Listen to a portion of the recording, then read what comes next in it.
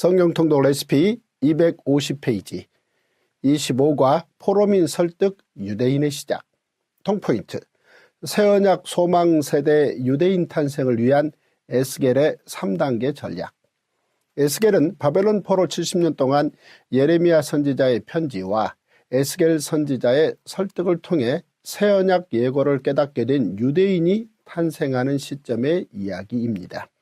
성경의 레위기와 예레미야를 먼저 이해해야 에스겔의 설득 이유를 알 수 있습니다. 에스겔은 하나님께서 모세와 예레미야를 통해 주신 미래 예고를 바벨론에서 현장화하고 실체화했습니다. 제사장 나라 극상품 무화과 열매인 유대인, 즉 새언약 소망 세대를 만들기 위해 에스겔 선지자는 바벨론에 끌려온 남유다 포로민들을 3단계에 걸쳐 설득합니다. 1단계로는 예레미야 70년의 4가지 의미를 설득합니다. 2단계는 예루살렘 함락 이후의 사역으로 모세 때 쌍무 언약에 준거한 징계를 깨닫고 하나님의 은혜의 언약, 즉 새언약과 화평 언약을 통해 다시 회복될 제사장 나라를 꿈꾸도록 설득합니다. 3단계는 예루살렘 함락 후 14년째에 보여주신 성전 조감도 환상을 가지고 다시 회복될 제사장 나라의 성전을 소망하도록 설득합니다. 그리고 에스겔은 여호와 삼마로 결론을 맺습니다. 에스겔의 3단계 설득에 힘입어 바벨론 포로들은 마침내 새언약 소망세대 유대인으로 거듭나게 되고 이후 예루살렘으로 귀환하여 다시 시작하는 제사장 나라의 주인공이 됩니다. 1. 에스겔의 소명. 에스겔은 25세의 나이에 남유다 백성 1만여 명과 함께 2차 포로로 바벨론에 끌려가 그발강가에서 포로 생활을 하게 됩니다. 그곳에서 에스겔은 하나님께서 주신 말씀으로 남유다 포로민들을 3단계에 걸쳐 설득하는 사역을 감당합니다. 당시 바벨론에 끌려와 있는 2차 포로들은 기회만 주어진다면 예루살렘으로 돌아가겠다는 생각뿐입니다. 바로 그때 하나님께서는 바벨론에 포로로 끌려온 지 5년째 된 절망 속에 있는 30세의 젊은 제사장 에스겔을 찾아오셔서 말씀을 시작하십니다.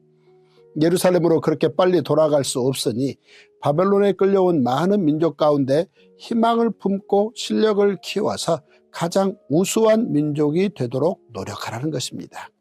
한마디로 에스겔이 받은 사명은 1, 2차로 끌려온 사람들에게 그들이 왜 끌려와야 했는지를 설명하고 그들을 위로하고 격려하는 것이었습니다.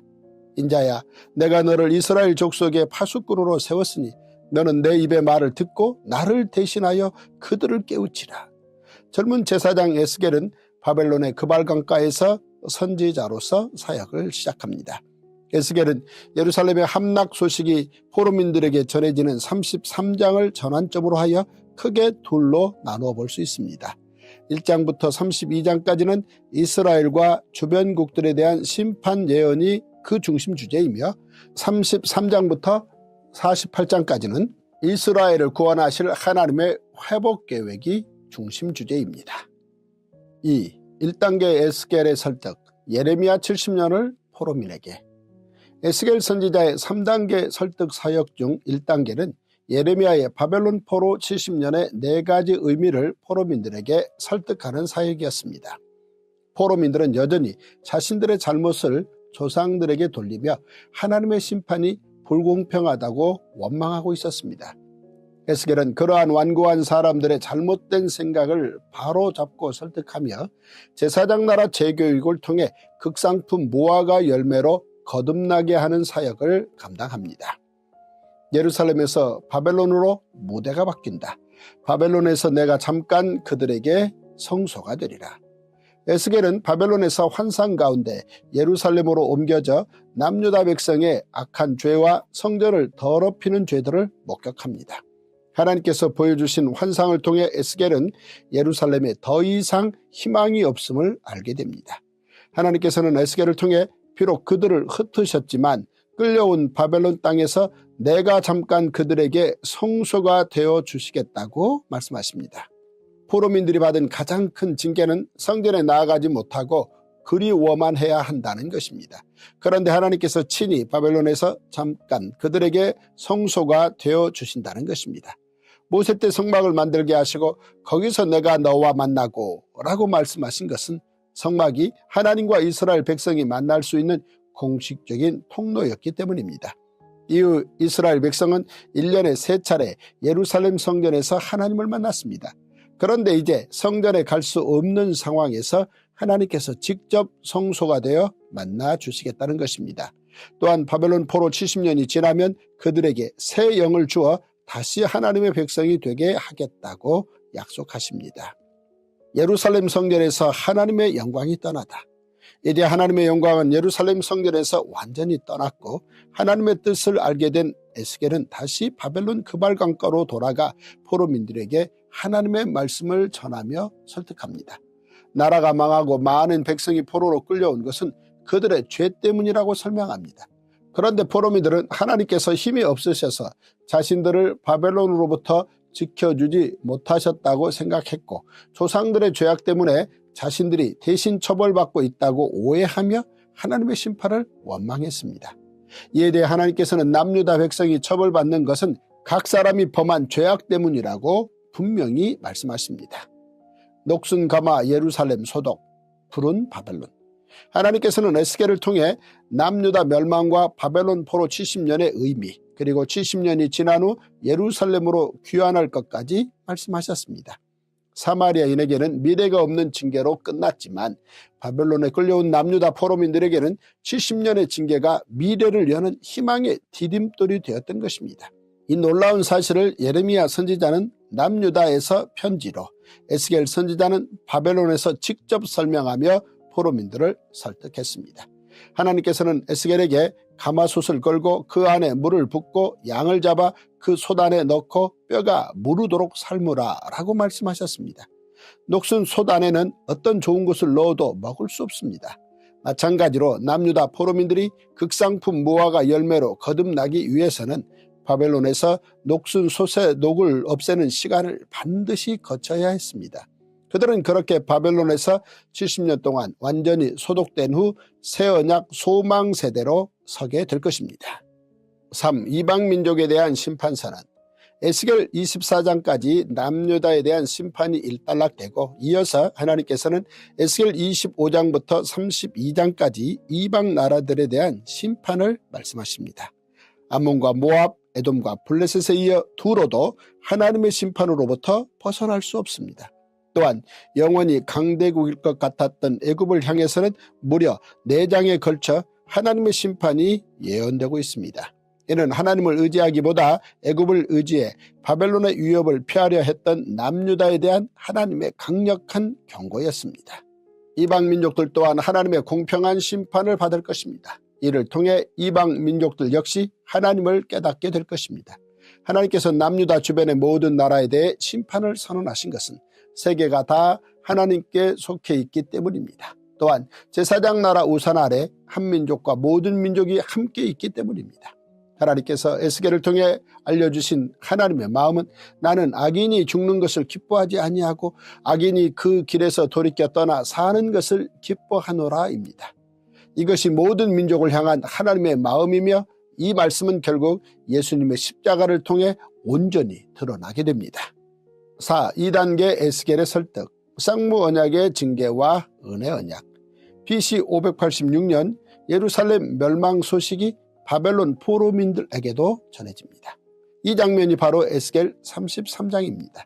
에스겔은 33장을 전환점으로 분위기가 완전히 바뀝니다. 포로민들은 그동안 외면했던 에스겔 선지자의 메시지를 듣기 위해 찾아옵니다. 파수꾼의 사명을 받은 에스겔은 그들에게 친히 목자가 되어주시겠다는 하나님의 메시지를 전합니다. 그리고 마른 뼈 환상과 두 막대기 비유를 통해 다시 회복될 제4장 나라를 꿈꾸도록 그들을 설득하기 시작합니다. 마른 뼈 환상. 에스겔 37장에 나오는 마른 뼈 환상은 마른 뼈에 하나님의 생기가 들어가 뼈에 힘줄이 붙고 살이 올라 큰 군대가 되는 환상으로 남유다의 회복을 상징합니다. 이는 마치 하나님께서 첫사람 아담에게 생명의 숨을 불어넣으셨던 것처럼 포로민들에게 영원한 삶의 숨을 불어넣어 새로운 미래를 선물하시겠다는 약속이었습니다. 두막대기 비유. 하나님께서는 에스겔 선지자에게 또 한 가지 비유를 보여주십니다. 두 막대기가 서로 합하여 하나가 되는 비유였습니다. 이는 남유다와 북이스라엘이 연합하여 다시 12지파로 하나가 되고 포로민들이 풀려나 이스라엘 땅으로 돌아가 정결하게 되어 제사장 나라 거룩한 백성으로 회복됨을 말씀하신 것입니다. 이스라엘은 다시는 나누어지지 않을 것이며 궁극적으로 메시아가 오셔서 하나님 나라로 회복하실 것을 예고합니다. 화평언약. 북이스라엘과 남유다가 모두 멸망하여 백성들이 아수르와 바벨론으로 끌려가게 된 것은 하나님과 맺은 쌍무 언약에 준거한 징계였습니다. 그러나 하나님께서는 예레미야와 에스겔을 통해 새 언약을 예고하시며 다시 제사장 나라 거룩한 백성으로 회복될 것을 약속하셨고 에스겔을 통해 화평 언약을 세워 영원한 언약이 되게 하겠다고 말씀하셨습니다. 하나님께서 영원한 구원의 약속을 주신 것은 우리의 의로운 행동 때문이 아니라 오직 하나님의 크신 사랑과 긍휼 그리고 은혜가 우리에게 임했기 때문입니다.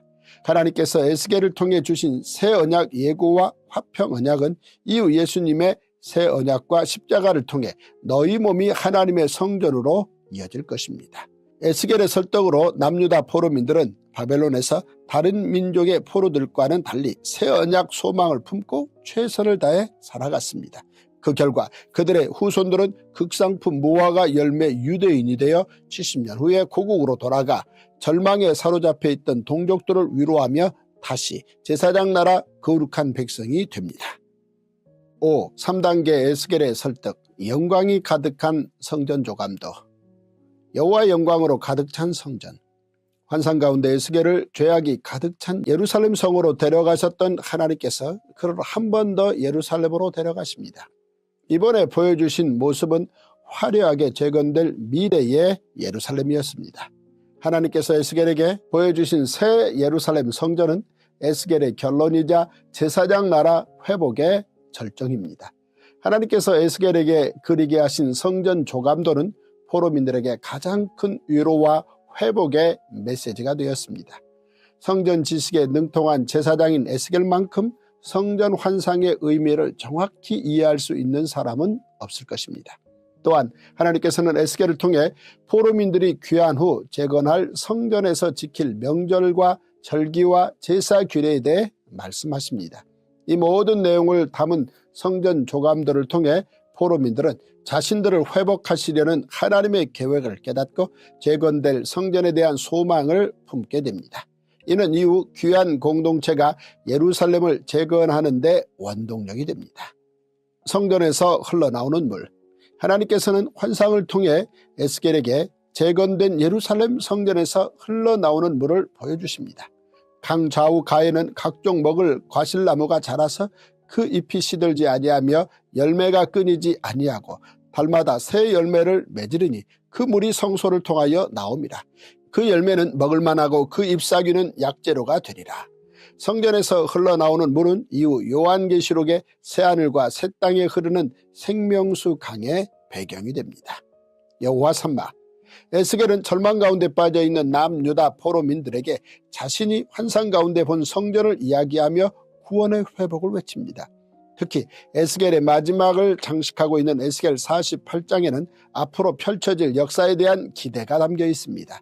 에스겔의 마지막은 성전을 떠나셨던 하나님께서 다시 성전에 임재하심을 선언하며 여호와 삼마로 결론을 맺습니다.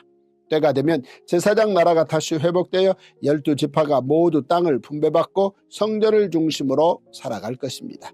그 중심이 되는 거룩한 성읍의 이름이 여호와 삼마입니다. 땅의 분배와 여호와 삼마는 하나님께서 바벨론 포로지가 영원한 끝이 아님을 강조하시며 다시 시작할 예루살렘의 미래를 보여주신 것입니다. To the cross, 십자가로 향하는 레시피. 내가 잠깐 그들에게 성소가 되리라. 새 언약 예고와 화평 언약이 예수님의 새 언약으로. 하나님께서는 에스겔 선지자를 통해 제사장 나라 3단계 포로 징계를 받는 남유다 백성들에게 새 언약을 예고하시고 화평 언약을 말씀하셨습니다. 이는 예수님께서 마지막 유월절 첫 번째 성찬식 때 선언하신 새 언약과 십자가를 통해 너희 몸이 하나님의 성전이라는 이야기로 이어짐을 예고합니다. 잠깐 그들에게 성소가 되어주신 하나님, 성전이 되신 예수님, 너희 몸이 성전, 새하늘과 새 땅, 거룩한 성, 새 예루살렘. 예루살렘 성전은 바벨론 군인들에 의해 불타버렸습니다. 그 전까지 성전의 소중함을 알지 못했던 남유다 백성들은 바벨론 포로지에서 성전을 그리워하는 징계를 받게 됩니다. 그러한 그들에게 하나님께서는 바벨론 포로 70년은 잠시라고 말씀하시며 그 기간 하나님께서 그들의 성소가 되어주시겠다고 말씀하십니다. 이후 예수님께서는 수르바벨 성전을 중축한 헤롯 성전을 보시며 너희가 성전을 헐면 내가 사흘 동안 다시 일으키리라 라고 말씀하십니다. 이는 성전이 건물이 아닌 예수님을 말씀하신 것이며 장차 우리 몸이 성전이 될 것을 말씀하신 것입니다. 사도 요한은 환상 중에 새하늘과 새 땅, 새 예루살렘에 성전이 없다는 사실을 발견합니다. 이는 주 하나님 곧 전능하신 이와 및 어린 양이 그 성전이시기 때문입니다. 마른뼈 환상이 예수님의 십자가를 통해 부활 영생으로, 하나님께서는 에스겔에게 마른뼈 환상을 보여주심으로 남유다 포로민들의 회복을 예고해 주셨습니다. 이는 살아계신 하나님만이 하실 수 있는 기적입니다. 마른뼈 환상은 이후 예수님의 십자가를 통해 부활 영생으로 이어지게 됩니다.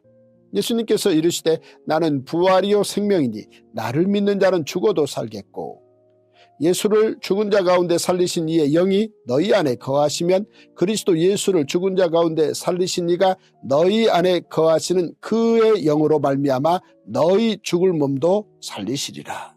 성전 조감도와 성전에서 흐르는 생수의 강은 예수님의 십자가를 통해 새하늘과 새 땅의 생명수 강으로, 하나님께서는 에스겔을 통해 재건될 예루살렘 성전의 조감도를 보여주셨습니다. 하나님께서는 이전에 모세에게 성막 설계도를 주셨고 다윗에게 성전 설계도를 주신 바 있습니다. 손으로 지은 창조에 속한 성전은 이후 손으로 짓지 아니한 창조에 속하지 아니한 하늘 성소 십자가의 그림자입니다. 메시아 예수님께서 십자가에서 단번 제사를 완성하심으로 우리 몸이 성전이 됩니다.